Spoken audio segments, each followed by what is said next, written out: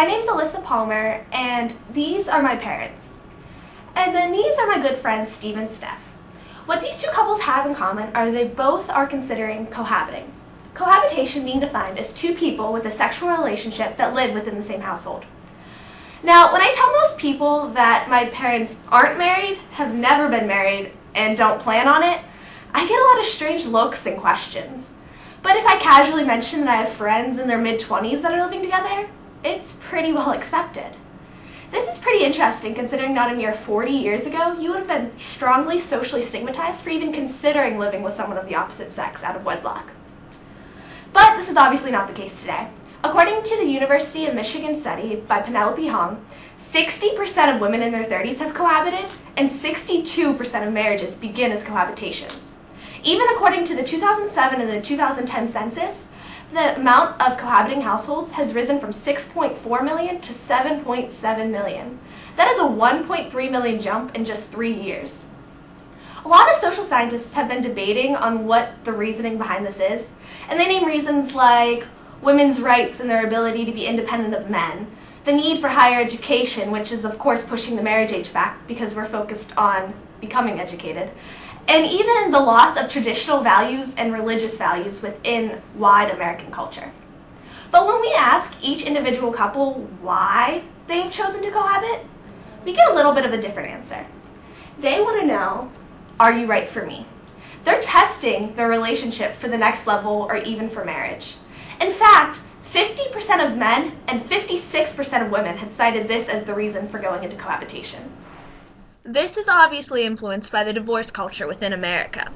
Somewhere around, 50% of marriages end in divorce. So of course people of this generation are going to want to prevent that. I mean, who really wants to go through all the messy paperwork and dividing the house and the assets and even the kids? But does it actually work? Statistically, no. Actually, you are more likely to get a divorce if you cohabit before marriage than going directly into it. This is kind of interesting considering it's a little counterproductive. Of course, I have to mention the only exception to this is if you are engaged going into the cohabitation. Well, there are a couple explanations that social scientists have come up for this. The first reason is the selection explanation. People that are more likely to select to cohabit are considered more likely to select a divorce. The one that I would like to focus on, though, is the experience explanation. One part of it talks about how living together makes marriage less special, but the other part is about society pressures. Americans are so in love with the idea of marriage that still 90% of the population will end up getting married at some point. So, of course, once you're living together for 4 or 5 years, you're going to get the phone calls from mom or the comments from grandma about, hey, when are you going to propose? When am I expecting babies? And all of those different things. Not to mention even your own personal goals that you set for yourself, or even just the age-graded norms, like you have to have a baby by the time you're 30. The people that are pressured into these relationships and these marriages, of course, aren't going to be quite as committed than the people that decided on their own that they wanted to go into this. So what are we to do?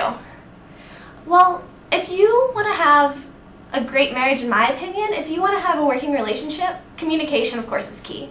You need to sit down and talk with your significant other about what type of things you expect out of the relationship, where you think you're going, and when you want to get there by.